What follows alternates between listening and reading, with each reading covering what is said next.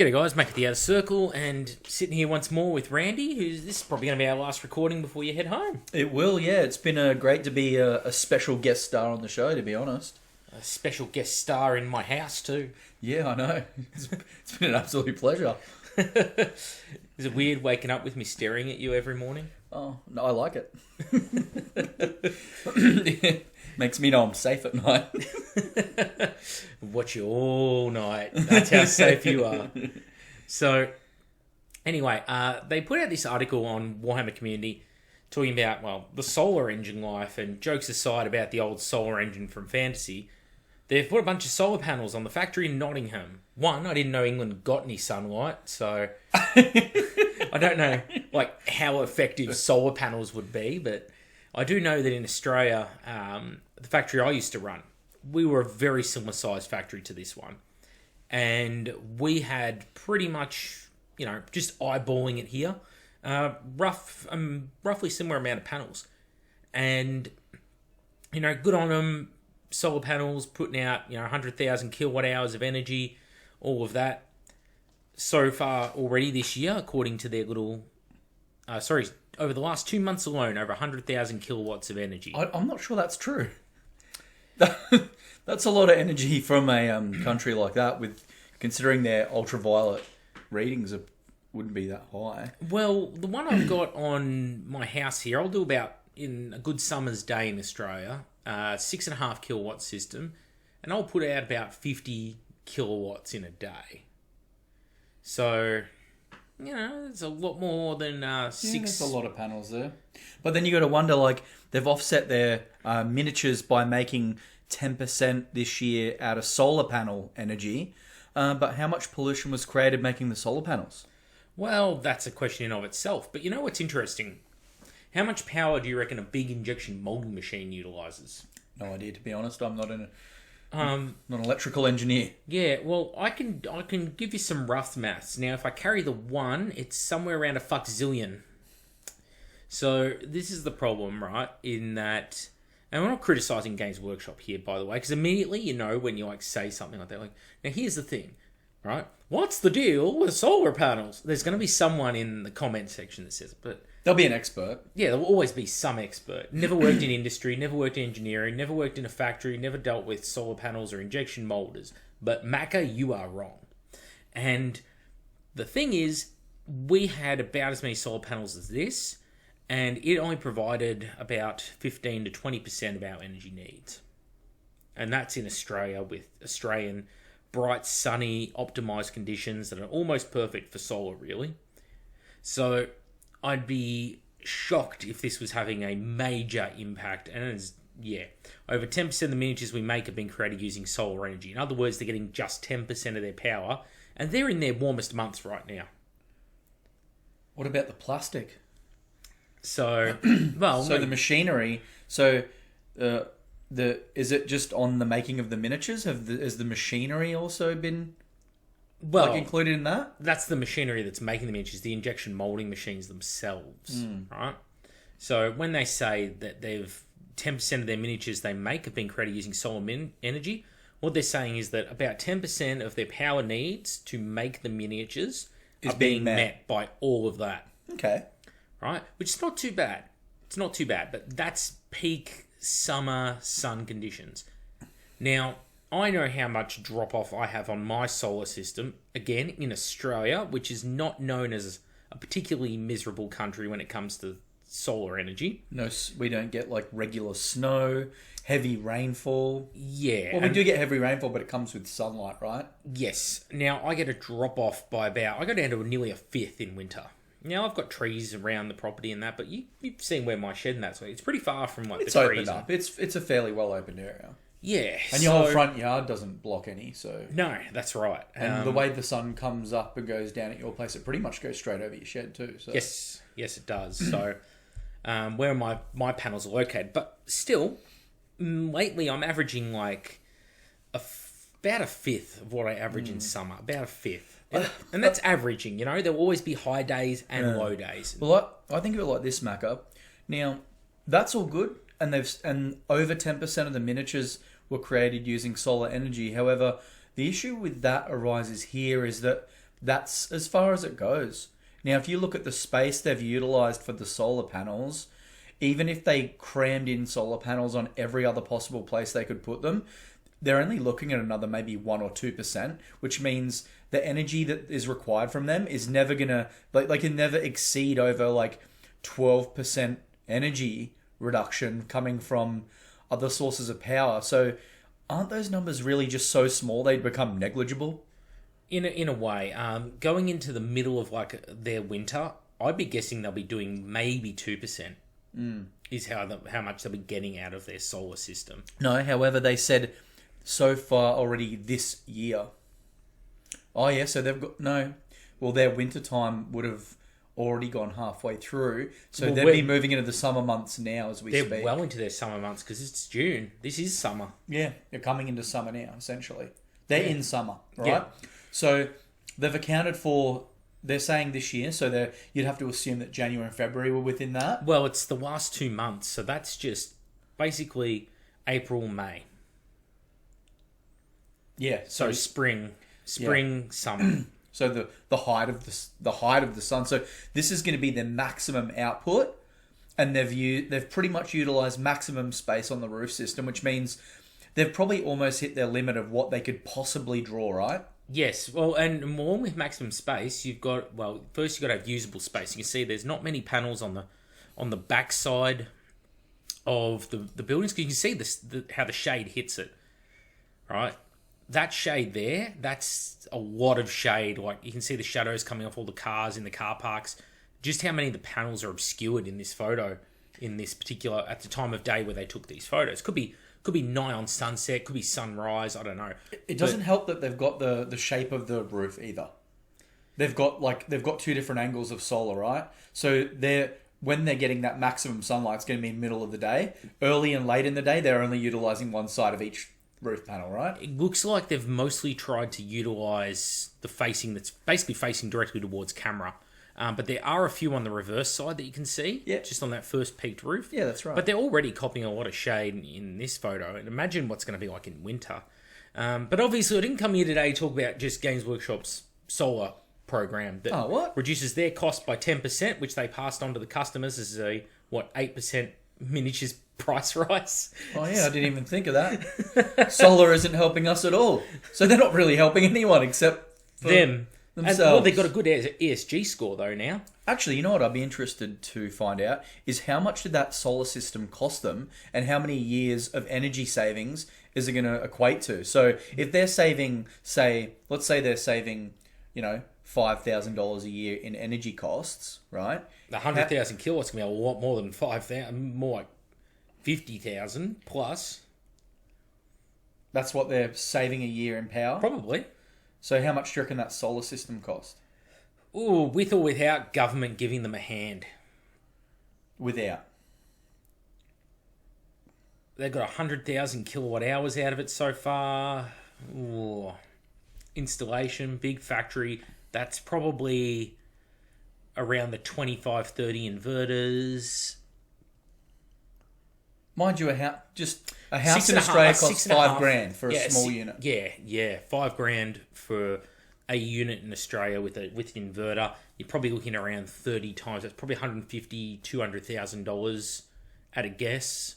Again, discount rate because maybe they're getting it in bulk, or maybe someone cranked the price because it's a big job and it's a tall roof and we've got to add some extra safety bonuses in there and what have you. But again, I don't know UK prices. I'd just be guessing. Maybe the Joy Toys are paying for it. Yeah, maybe. All the Warhammer boyfriend pillows that they sell or something. Yeah, maybe. No, but I didn't come here just to talk about solar. I just thought I'd bring it up because their article did. What I wanted to talk about was the new factory they've announced, because we were driving back from lunch today and you mentioned about, the pros and cons of this situation. I said, well, I think that building a factory now is a monumentally terrible move, in my opinion, as someone who's, worked in industry stuff. And when it comes to that, what good comes this late in the game from building a new factory, right? Because they've been out of stock with poor production planning for a long time at Games Workshop. Not so much just poor production planning. I think, yeah, in some senses we've got poor production planning, but we have to account for the logistics issues. They don't have enough storage to hold stock in a lot of the places they're not creating the miniatures or making them. So countries like ours in Australia, we're very limited in what's in stock. As you know, like when you go on the website and you want to order something, generally right now for most Australians, if we miss the pre-order, we miss out. And that can mean you're missing out most of the time, to be honest. Not to mention how many of the pre-orders come up for us when they come up for the rest of the world. Like, if you wanted to get the Siege of Terror novels, for example, you just didn't even get a chance to try. No, I've not been able to get any of them, any of the physical copies. And even when we had, what was it? The rules were a month late for us too. Yeah. Age of Darkness was late. Yeah. Everything's just late. And when you look at it with a company so large, how is that even an issue? Like, I get it when a small business gets a big influx of orders and they can't keep up with it. It's beyond their scope, right? Now, they've got forward planning. They've got factories. They're one of the biggest companies in the world, right? Especially for miniature productions. You think they'd be able to get that right. That's a pretty low drag planning consideration. Like if you know that it's going to sell, and like these Age of Darkness boxes, they sold. They were coming in pallets and they were moving out.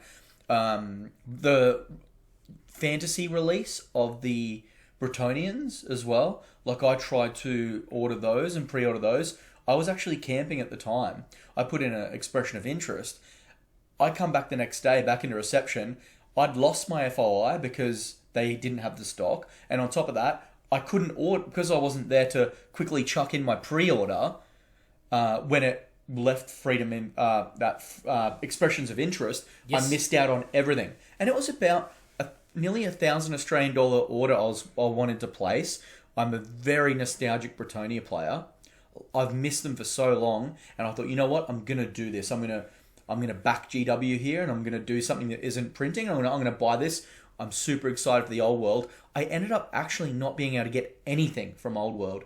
I couldn't get any of the books, none of the Bretonian miniatures. I couldn't get anything from it. So I missed the pre-order completely, and then I had to wait months to even bother getting it. So I just thought, you know what, stuff it. And I ended up 3D printing a dwarf army. And now everything's in stock for Old World. And in fact, they're having a lot of trouble getting it off the shelves, which is ironic on two levels. Because one, it's like if it was there in the first place, you would have purchased it. If it's there now, then it shows that at some point they managed to find the production capacity, make it, and get it out here in quantity. In which case, why didn't they delay the release, get the production right, get it out here in the right quantities in the first place? Like, these are the sort of questions I have, that boggle my mind. And so when it comes to talking about the new factory, to me, it's too little too late. They should have been building the new factory 5-10 years ago. But now we're on the cusp of, I was saying in the car, we're on the cusp of perfected 3D printing, right? Because right now we can 3D print things, but it's a process to print them correctly. There's still issues with some of the machines. There's still the cleanup, slight learning cleanup issues, the learning curve, the getting the appropriate files. In saying that though, Macca, myself, I was really hesitant to get into 3D printing. And when I first got mine, I did have a couple of issues, but with the help of the community, it was only a couple of weeks or so after purchasing it, and now I can do production lines at home off one printer. Yeah. So, although it seems scary and hard at first, the biggest problem really is just making sure you got somewhere to utilize the printer, so you're not breathing in the fumes, and making sure you're handling the chemicals correctly, and making sure you don't just chuck them down a drain. So, yeah, realistically, as long as you're using the machine safely, and everything else is sort of self-explanatory, really. As long as you got, because with YouTube and so many people in the hobby utilizing it, you'd be crazy not to purchase one, right? Yeah, I think so. I mean, that's why I shill for big printer. But looking at that, right, and looking at the way printing technology has gone in the last couple of years, like we went from prints that would take all day. It would take all day to produce something the size of a Space Marine. The newest machines will produce it higher accuracy, crisper miniature, and it'll do it in a few hours now. On that, I printed my whole, it would be 5,000 plus points Dwarf Army in 3 days. And then with the help of your FDM printer to make my movement trays. And then the PDFs that I got of the books from my friends because I couldn't get hold of them to purchase them. I wanted to buy them. I ended up building a whole Dwarf Army for, I think it was about $55. Yeah. Yeah, in resin. And most of it was leftover resin from other projects. And you know what? You could then print something like some Night Lords helms or something like that, and you could put them on this assault squad that look like Ultramarines. Yeah, as soon as I opened, I saw the article, and will impress and terrify you in equal measure. I don't know how terrifying they are. They look like Ultramarines, right? Terrifies me with the little amount of effort put in, but well, we'll come back to this. We'll come back to this.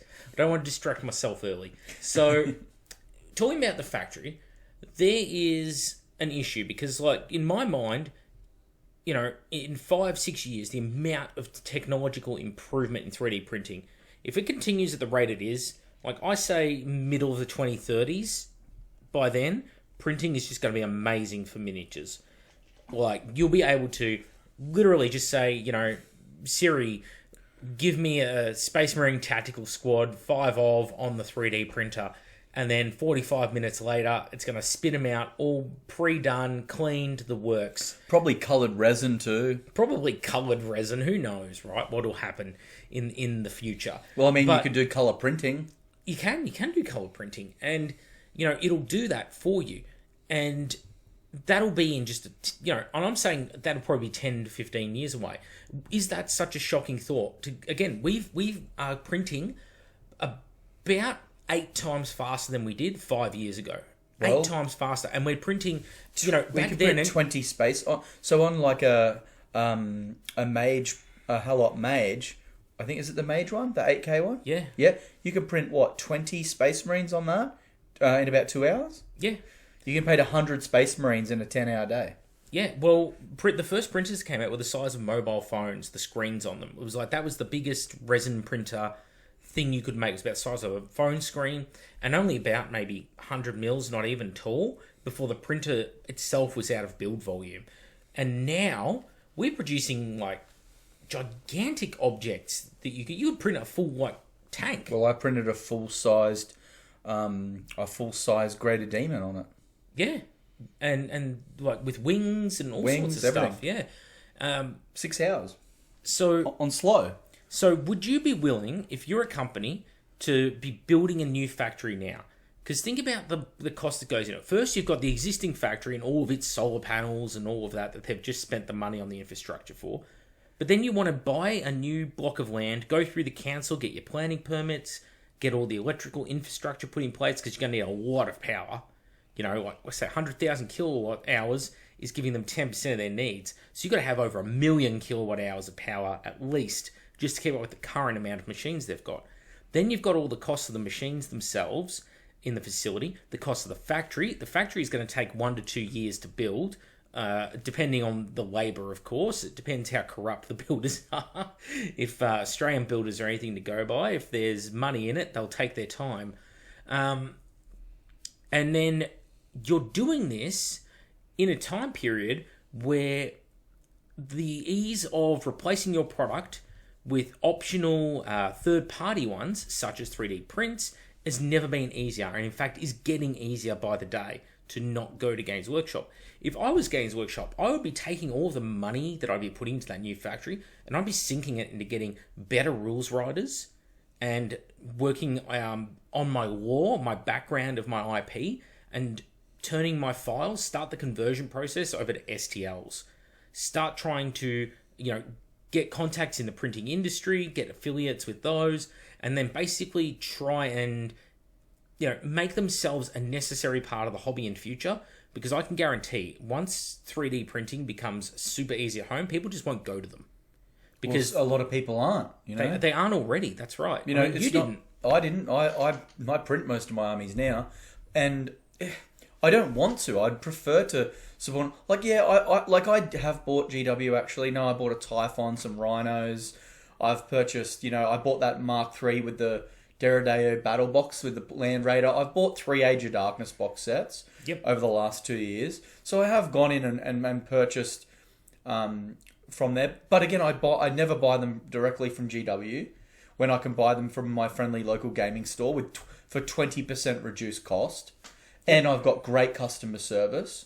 The items come on time, but those days but I genuinely miss the days of going into a GW store and interacting with passionate people.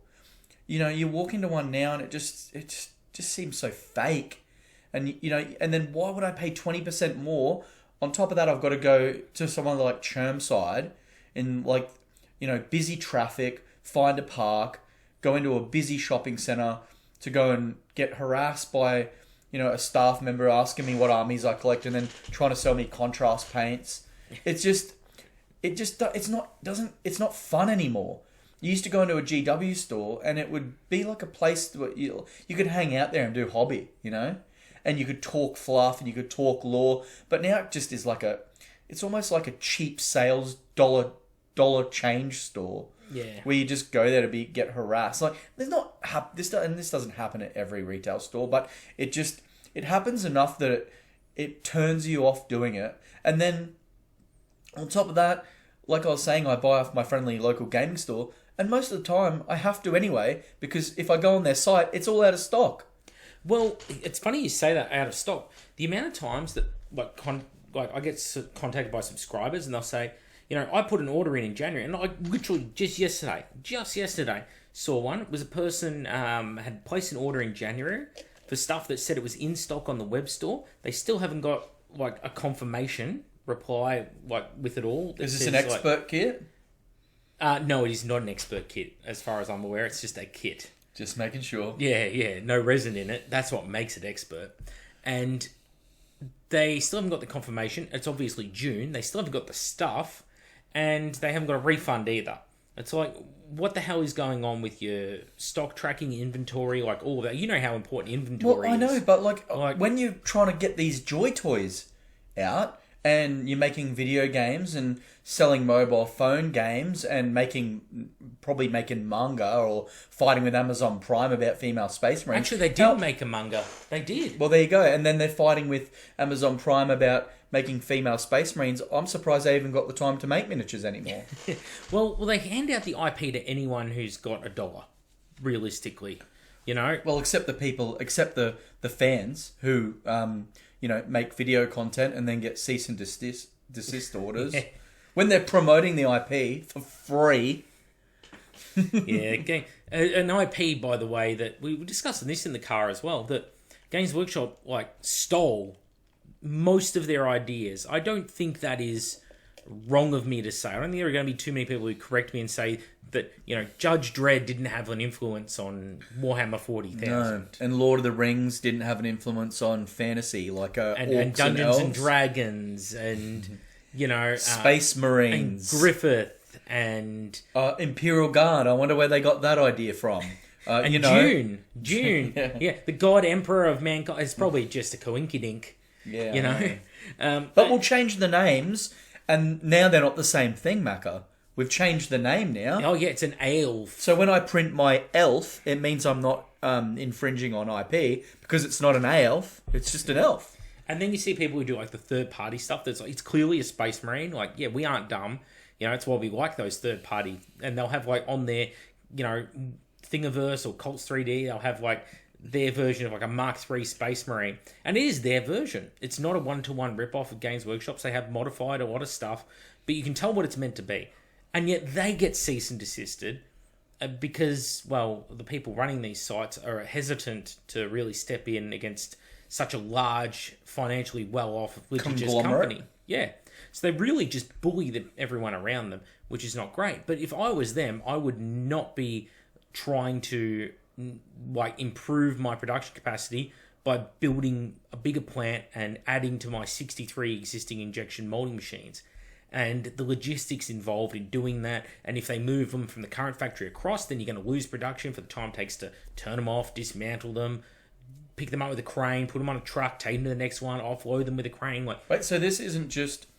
this isn't a second warehouse, this is just a new warehouse. I'm not sure. They're doing warehouse, they're doing factory, they're doing all sorts of things, right? So higher production capacity, there's a lot of stuff they're trying to do. All of it, to me, it just seems like a wasted effort at this point. They've just screwed the pooch so hard, and they should be soft transitioning towards 3D printing. Say to their clientele, go to Shapeways, go to whoever, and these companies will print it for you. Or you can print it yourself, we're affiliated with, and pick a 3D printing company. Formlabs, or Anycubic, or Elegoo, or Creality. Get a business deal like you did with Prime. Yeah, and just say to them, hey, we'll allow you to put Space Marines on the front of your 3D printer, and you do a deal with us, something like that they could be doing. And then the first thing you transition out is bits. All the helmets and shoulder pads, bits, the accessories. And then you sell people the convenience of, hey, you buy the plastic, easy to put together, Dreadnought body. And then you can 3D print all your weapon options. And then you 3D print all the weapon options. And so people will still come to them because you're making their life easier. People love what's easiest, right? But what's going to happen is they're just going to double down on injection molding until it gets to the point where it is so easy to 3D print at home that they start just hemorrhaging money. And this is part of what I call my 2040 Games Workshop financial collapse, which is when I predict that as a company they're fucked because of their bad decision making. The robbing Peter in the moment to pay Paul in the moment, and they're robbing Peter in the future to also pay Paul in the moment. And it's going to pay off very badly for them, I think. Because what is there to retain players? What is the loyalty? Are people still going to be loyal to Games Workshop when they're on 16th edition 40k? Right? How many books, how many years of rules and badly written rules going through 3 yearly updates do they really expect to go through before people go, you know what, I've got enough old editions that I really like of the game, I'm just going to pick and play one of those. Yeah, because I'm sick of buying a codex every 6 months or collecting a new army so I can play my mates without getting frog stomped. And a codex that is superseded day one by a new FAQ or superseded by the next codex that comes out, or you just get a dud of a codex where it's just been badly written and doesn't work properly, and it doesn't even keep up with the Joneses, which as a Chaos Space Marine player for decades, I'm very used to that one. Building on that, Macca, obviously you're well known as the sole creator for Games Workshop. What I'm truly interested in is to know how the whole Warhammer community feels about this. Not just our echo chamber of people who genuinely are upset because we've loved this IP for long periods of time. I'm talking about your new 40k players or, relatively new 40k players. They've been playing now for a couple of editions, that younger generation. How do they feel about this? Obviously with the removal of the Stormcast, that definitely ruffled feathers. The female Space Marines or Custodes has ruffled some feathers as well, which, that's each to their own opinion. People can make the choices based on what they like and what they want to do. However, I want to know not just what we think, but I really want to know what everyone thinks on the larger scale.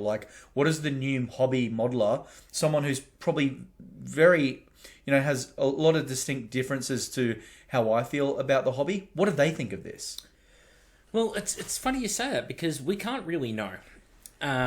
Obviously, we're in an echo chamber, and a lot of the people who regularly are on the channel are probably still here because they agree with me in some form or another. Okay, there are always people who disagree, and I respect that there will be disagreements. And that's fair. Human nature, we need that, right? There is I don't have the moral authority to always be right. I just don't. I'm nowhere near that smart or correct. 100%. And even me and you have disagreements on hobby stuff sometimes. Of course. And that's human nature, and learning to have those disagreements in a healthy way is so important. But I think it's a cumulative effect. If you're a player who's been playing this since the 90s, like myself, and early 90s, in fact, 93, 94, but we'll say early 90s, I've been through so many editions now that I'm starting to get confused. I'm like Joe Biden. I sit there. Well, I don't think that's possible. but Have you been eating your miniatures?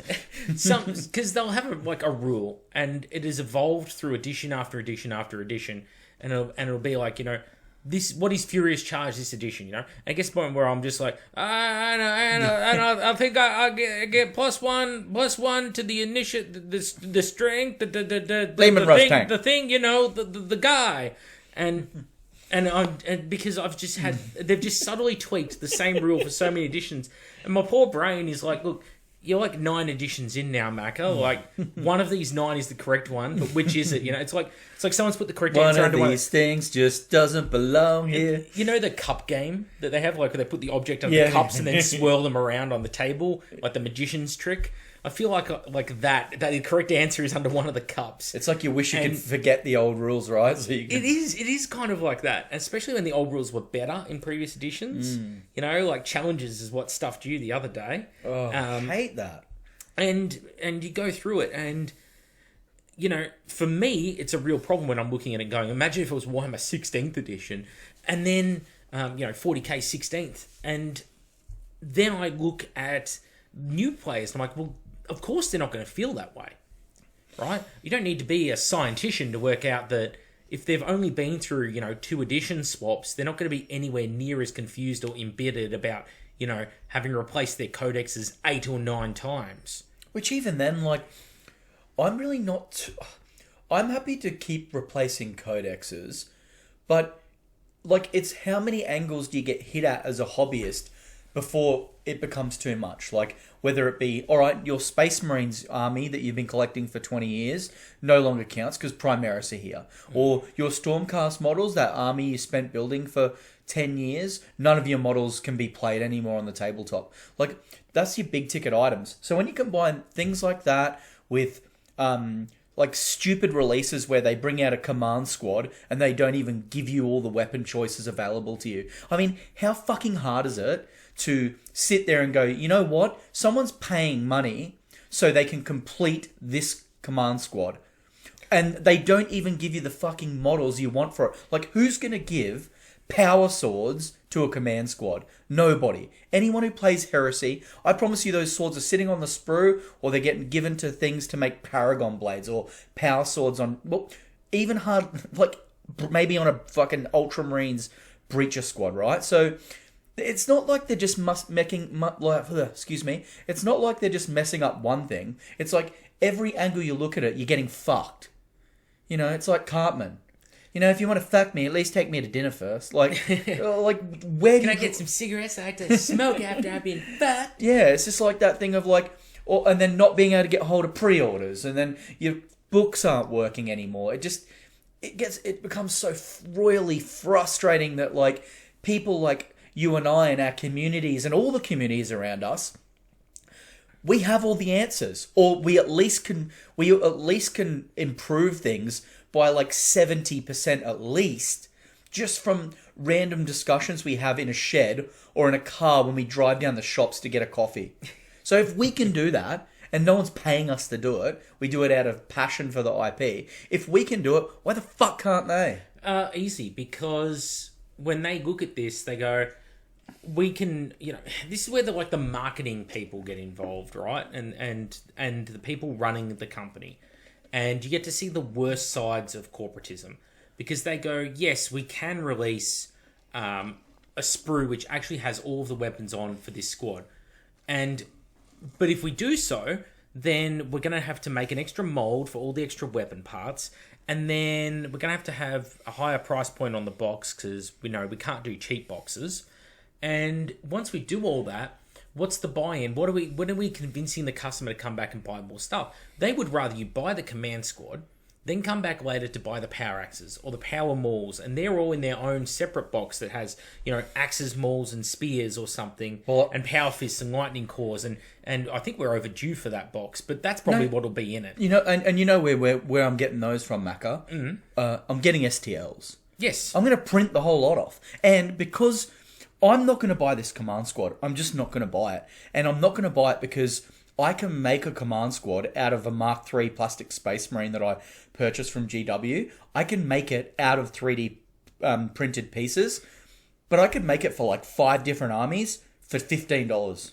Yeah, you know what's funny? Although, sorry, I just saw it. Don't get me the started. decal, you can see the lip all around. It wasn't sealed properly. On there as well. Yeah. The heads. That happens. Don't even get me started about those heads. Okay, let's talk about this, right? On the screen. We'll get off the topic of Games Workshop's horrible mismanagement of their product into the horrible mismanagement of advertising their product instead. They keep showing stock Mark 6. Like, I mean, this, if you fade it to black, this could just, to black and white, got rid of the colour, this could be Sanguinary Guard we're looking at, for all we know, because they're the same models. Oh, no, they've got Night Lords written on the banner. Yeah, wow, that's a typo. There'll be someone out there who'll justify it, but this is like such a bare minimum effort because they want to showcase all the new parts of the command squad, right? But nobody who actually plays Heresy, you know what? I'll tell you about it. Somebody will do it, but 99% of players I've met, and you're a Heresy player who plays in. We have overlap, but we both play in a lot of different groups. Yeah, true. Yeah, right. How many players have you seen that wouldn't go all out on their command squad? I would not. I would. No one I know in Queensland community and all the other communities I'm a part of would use the heads that have been provided in that kit for their army. They just wouldn't. I wouldn't. I'd use Space Wolves head on my Space Wolves. I'd use Imperial Fists on my Fist ones. I'd use Iron Warriors if I played Iron Warriors. I wouldn't use those plastic heads. Especially Legion like this. You would expect to see... Ultramarines you could use them for, and maybe Imperial Fists. I would be more expecting to see a command squad like this if it was being used for Night Lords. Someone taking like Night Raptors bodies. Yep. And using Raptors and putting like the arms with the shields and stuff and the banners out of this set onto 100%. Raptor bodies. 100%. I would not be seeing people putting this on stock Mark 6. That would be a very 40k thing to do.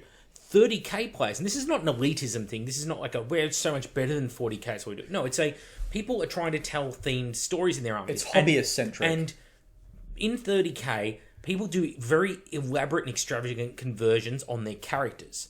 And then the conversions, as the further they get from the characters, the less they convert. So by the time you're down to the tactical squads, they're pretty plain. They're pretty simple. But they'll be lucky to get heads. Most of the time, people are just happy to use the plastic heads on their TAC Marines. They're just line infantry, right? And they might even use some of these helmets, if they have them spare from this box, to put on their sergeants. Yeah. Exactly. But for the miniatures that are going to be accompanying their commander, the command squad, they are always extravagant in Heresy armies. Always. 100%. You know, there'll be a lot of freehand, they'll be on jet bikes, all sorts of stuff. So it's a very strange choice, and it's a kit I like. There's a lot to like in the command squad kit for me. You know, the banners, the shields, that stuff's good. Where it falls down is it only gives you 4 shoulder pads, and it's a box designed for at least 5 Marines. It also only gives you power swords when they are the least viable weapon in all of 30k. Because power mauls, they give you additional strength. They also instantly kill power armor. You're not fishing for rending 6+. If you're going to try and hit AP 2, then you may as well use axes. Right?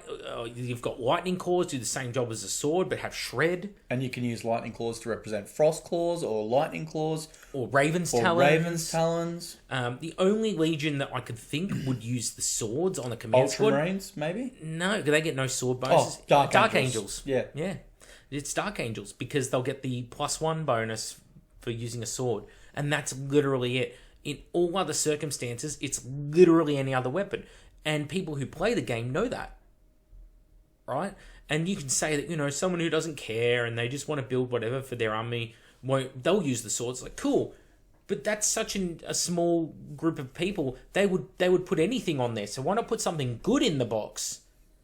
Like, put power walls in the box. And then the people who are happy with anything, they'll be happy regardless because they've already proved they're fucking happy with anything. Or here's an idea. Put multiple options on there and let people make the choice themselves instead of treating us like retards and not just giving us a freaking sword. No one uses swords. I'd never put swords on my guys. Ever. And then to cap it all off, you get down to here and they've taken Dominion Zephon, the Blood Angels plastic character, and combine him with one of the worst Praetors in the game, the fudge faced Night Lords, dude. And it's like, this is where they put the conversion effort in converting Dominion Zephon plastic model with bionics into a Night Lord. And I get it. This is a person's personal stuff, right? This is not the studio army. Is it? No way. This would have to be like one of the people who works there, right? Oh, this has got to be like, you know. Well, I'd be I'd be embarrassed if that was my conversion. Jim's opted for, you know, and there's nothing wrong with what, you know, Jim is choosing to paint or make here. You know, he would have been given this command squad realistically by the company and told, like, we'll give you a command squad early, but you've got to use the Mark 6. Lucky you, right? Jim. Fantastic job. Yeah, fantastic job. You agree to the terms. You can wear the criticism. So that's the consequence of agreeing to the terms, Jim. Sorry, mate. But you know, Dominion Zephon is the worst choice. It's a horrible model, and people are allowed to like it, but I think they're silly if they do. Well, it's not that, but they just combine it with the worst freaking Praetor. Use Sevatar, for Christ's sakes. It's just a Night Raptor. Any Night Raptor would be looking better. All the skin on that model was basically made from someone's nutsack. That's just... It's an awful model, the Praetor came from. But it's terrible. Like, that looks like they're happy to... I'm not even they're happy to feature this miniature in this showcase, right? And again, no disrespect to the actual person who painted it, because it probably comes off that way. And if it does, I actually want to apologise. I'm not trying to insult Jim. I'm just saying, like, you know, he's been forced, but when I say forced, he accepted it. He accepted the limitation of, I'm going to use the Mark 6 Marines. The Games Workshop has said, you can have this stuff for free, but you've got to paint it in exactly this way. Could you imagine, and this is dead serious, could you imagine how cool that squad there, right there, in its iteration right now, how cool it would have looked if you put some Night Lords heads on it, whether it be Terror Squad or the Jump Pack guys, what are the Night Raptors, yep, or just some 3D printed stuff. Or just use their ones, the resin ones, right? From the resin kit. If you want some 40k that's their parts, product. Use some 40k parts. Bit of chainmail, the odd shoulder some pads. 40k heads. You know? But that would have been vastly better. And then you could say, then they could even say, because we've already seen the Iron Warriors and the Imperial Fists use these helmets. We already know what the freaking helmets look like. Now make a Night Lord squad, put the Night Lord's helmet, and use it for an advertisement for Night Lord's heads. Well, this is at least they would look good. This is another thing, right, with 30k. The further you diverge from vanilla legions, the more you want to see the conversions. So if it was Ultramarines Imperial Fist, they're what I consider to be pretty vanilla. They're more close to the baseline, you know, of what a Marine is at the start of the Great Crusade. Whereas when you get to something like, you know, I'll pick an extreme here, Thousand Suns. They are hyper stylized, army wide, right? You'd never be able to make a command squad out of those models with not with these kits, no. Right? So it's like Thousand Suns are an extreme example. Night Lords are somewhere towards the higher end of the middle because they're covered in spikes, human flesh. They use lots of hooks and chains and chainmail. Bat wings on the helmets. Their weaponry is also very unorthodox because they use glaives. Like a lot of chain glaives. Put some chain glaives on these guys. Exactly. This is just such a bare minimum effort thing. But this is what Games Workshop is choosing to use to showcase the miniatures. And that is just like mind blown because Heresy is not 40k. You don't just take the stock as a rock models out of the box, slap a different chapter's colours on them in 40k, or Legion's colours in 30k, and then say, yep, this is what we're going to advertise with, because the players don't think like that. Like, you got to understand your community, right? And their wants and needs and desires and all of that. And I said, I would never see a 30k player do this. You say you would never see that. We are a small sampling. Please, in the comments, let us know what you think and how many 30k players you think are going to just use this stock as a rock kit. I think it's going to be a pretty low number, personally. Apart from those helms, you could make, you know, that's just a jump squad with a Vexilla and some combat shields. Oh, look, we get to see the helmets here. Well, glad they put them on the Night Lords. I never would have worked out that they were helmets on the Imperial Fists. At least it looks that's acceptable. That looks acceptable. It looks acceptable, and you know what? They put them in the Mark 6, which looks a lot better. Sorry, the Mark 3 instead of the Mark 6, which looks a lot better on the Imperial Fist. Like, imagine if they'd done them in Mark 6 for this command squad. It would have looked awful. It looks like Imperial Fist aesthetics, right? Yeah. And then and Sons of Horus, that's another one where it's like, they needed the Legion helmets. They need like Reaver helmets or something. Yeah. Like, it would have made a big difference here. And why are they using, again, the swords? Like, they've got Chorosan weapons. They sell an upgrade set with, like, the bolt guns and stuff like that. Like, that's a perfect way for them to double dip and use the same kit. They can put the weapons upgrades they make on, you know, how they got the special Sons of Horus Chorosan axes and the Bane Strike bolt guns. They could have put parts of that upgrade kit on here, and then they can use that in the advertising of the other kit and go, hey, you want to make a command squad that looks as cool as this? Here's what you need. And they can list it out what about below this? it. Crazy idea, Macca.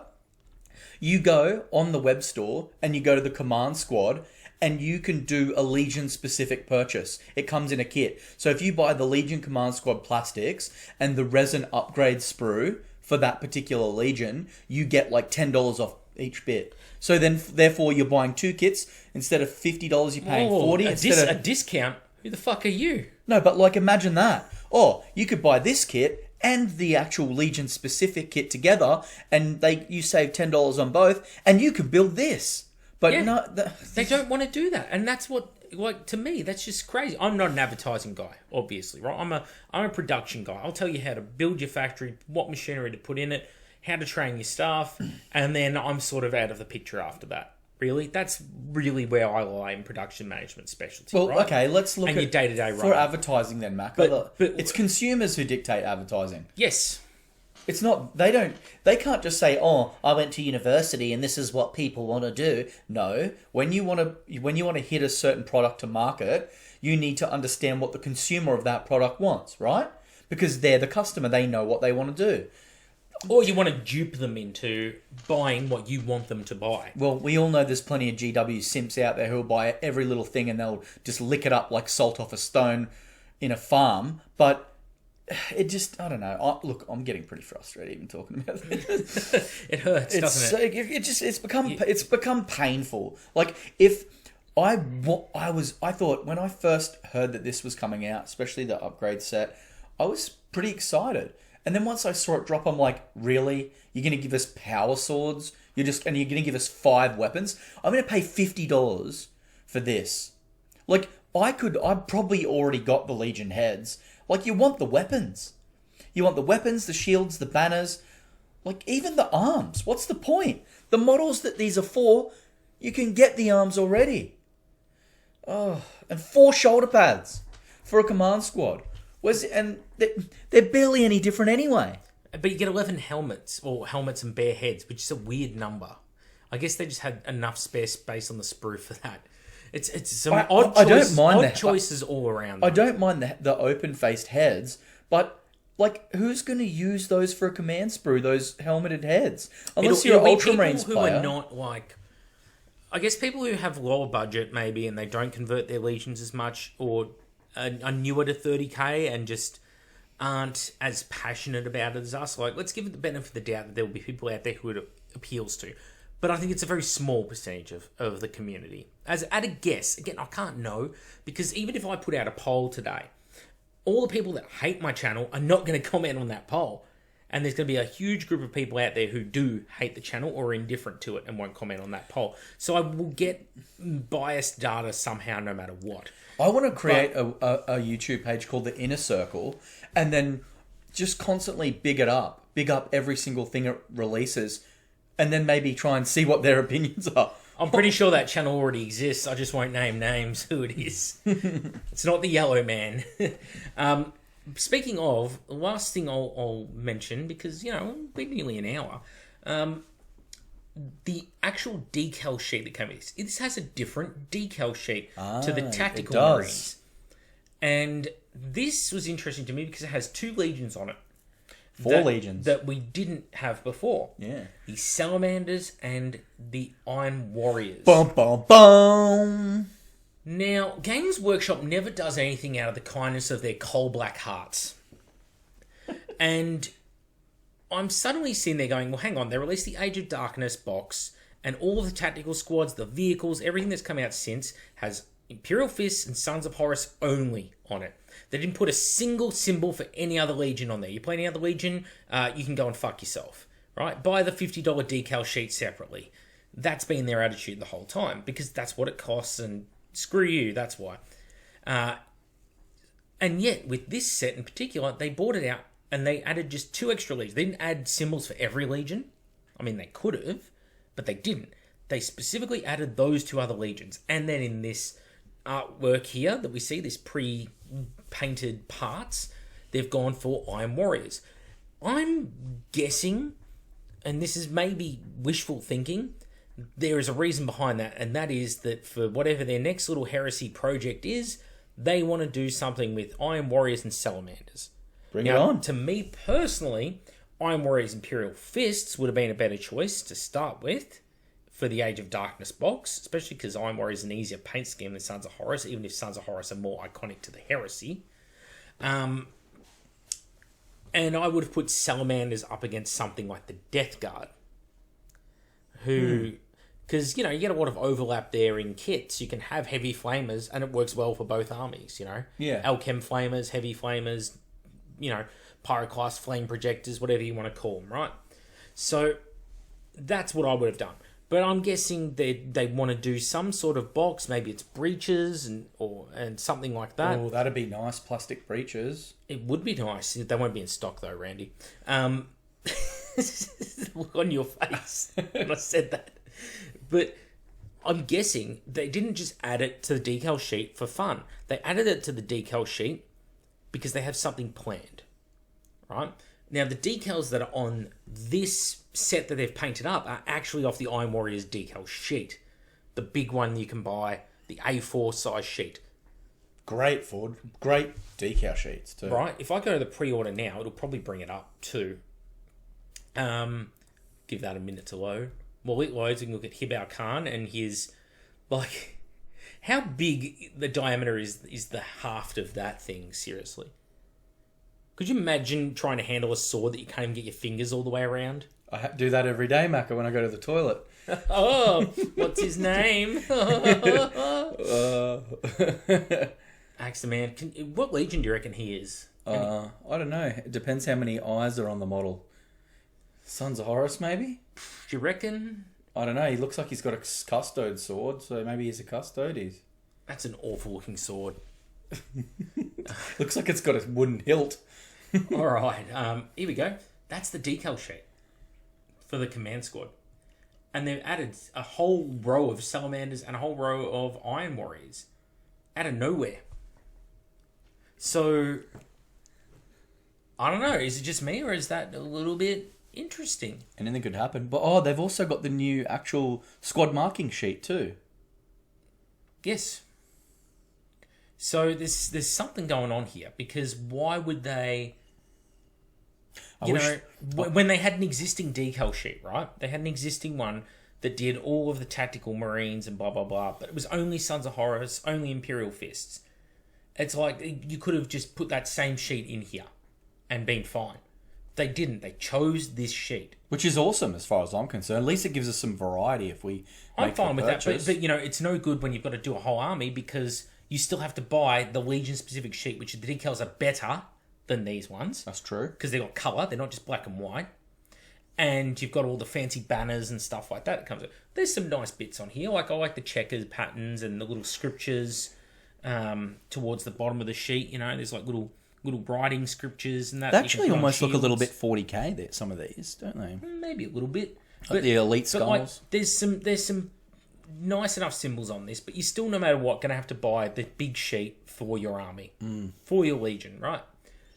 So why did they bother to add those 2 legions? And a part of me says they don't ever do anything without a reason behind it. And I'm thinking they're doing something for those 2 legions. Which would be totally awesome because they need it.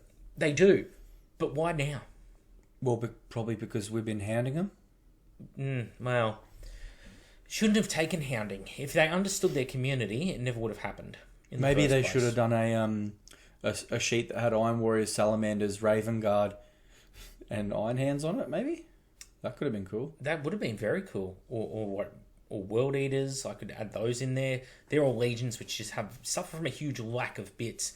And this is right after they've done Siege of Chthoniya as well. Sorry, not Siege of Chthoniya. The Beta Garment, which for some reason was about Shadow Legions and Black Shields that don't really participate in Beta Garment, but okay. It's not the worst book ever. But it's just odd timing. So I'm guessing, this is just my guess, right? We seem to get an expansion every 6 months-ish for Heresy, just like a book, right? Not a lot of stuff comes out with it, but we get characters, and we get usually 1 to 2 units, right? Or plastic kits. With the Exemplary Battles book, it was Demon Fulgrim. You got Demon Fulgrim and some bits like that. Beta Garmin, it gave us Little Horus Aximand, Tybolt Mar. Horus Ascended was Siege of Chthoniya era. In fact, he was there from before the game, actually. He was there all the way from the start of 2.0. Well, there you go. Yeah. But we've got Little Horus, Tybolt Mar, Hibao Khan, Shadrach Medusan, and Endred Ha for Beta Garmin. Yep. Right, so we've got some characters there, and obviously we've got this command squad. I'm guessing next book, something to do with Iron Warriors and Salamanders. Maybe. In November-ish. But under that same sort of logic, you'd think there would have been like a Emperor's Children one leading up to that expansion, but there wasn't. Well, they did Demon Fulgrim. Yeah, but you didn't get the transfers. No, but they only did Demon Fulgrim. Who's terrible, by the way. Yeah, he sucks on the table. Like, he really sucked on the table. I think, like, apart from the wings to get him there faster, but the fact you would not have any retinue to help him, he wouldn't really carve through units any quicker than regular Fulgrim. Nah. I'd rather just take regular Fulgrim, because I think people asked that question after we did our round table post-game, like, which is better out of the two? It's regular Fulgrim. Well, regular Fulgrim killed Russ. Yeah. Take regular Fulgrim. I mean, no Primarch is as good as Ferrus Manus on the tabletop. And that's fair, thematically, too. Yeah, totally. Greatest Primarch, robbed of the War Master's title. Definitely not the potato that charged up the guts into a fortified enemy position with minimal prep time when everyone around him said, please don't do that. It's strategic brilliance, Ferrus Manus. But hey, he can swing a hammer. Boy, can he swing a hammer. What did he cave your Russ in one turn? Nah, it wasn't even funny. Was for Ferrus. Well, Laughed his head off. Least Fulgrim, least Vulcan could put up a fight against Russ without just getting cut down in one turn without even any sort of recourse. Yeah, Sanguinius as well got cut down by Russ in one turn. Imagine if Sanguinius went against Ferrus, how quickly it would go. Ferrus could probably just do it with his bare hands. Probably. Sanguinius sucks. Vulcan sucks. Korax kind of sucks. Alfarius kind of sucks. We're just like Himalayan rock salt. We are. But the thing is, like jokes aside, we've been talking for several days now about what it's like. You've seen what goes on in the background of the channel, how much time and effort goes into making this happen, how little money actually comes back this way, especially after tax and that, because you've got your own channel and you're trying to get your head around YouTube and Patreon and all this sort of thing, and you get to see some of the comments and the abuse we get, but only a little bit of it, not too bad. It's actually not too bad. It feels like I'm all for people actually being negative in the comments. I just want them when they're negative to just, I guess, be intellectual about it. If they've got it, if they disagree with you because they hate you and they just say, "Shut up, you're wrong," it's not really constructive. But if they've got something legit to say that's presents good argument, then I'm all for it. I'm all for people disagreeing as long as they can do it intellectually, as long as they can, back why we're wrong or you're wrong. Again, I welcome the discussion. I welcome the questioning. The hey Macca, here's what you can, here's what you haven't thought about. This is what could be done better, or things like that. Welcome it. The non-constructive comments are like, well, thanks for leaving the comment, but what else have you got? They can be rather underwhelming. But yeah, really, that's it. I think I'm going to call this episode Ranting with Randy. Yeah, I think that's perfect for it. Yeah, we should do it. We should do it on a regular basis. We should. But you feel very similar to what I do. not all the time. There's always going to be differences of opinion, but you know, there are obvious things that you can't just bury your head in the sand and just say, well, you know, Games Workshop needs to make money or something as an excuse for their shitty behaviour. Oh, they have no qualms making money. Yeah. It's like they have an obligation to make money, but you also have an obligation to yourself to look after yourself and your hobby. And if you can't do that, then without just protecting the company, then there's a problem. 100%. Anyway, that's it for me, Mac with the Our Circle, and Randy from SSG Randall on YouTube. And if you're interested in Dragon Ball Z cards, again, go check out Randy's channel. Does a lot of unboxings of those. And catch you next episode.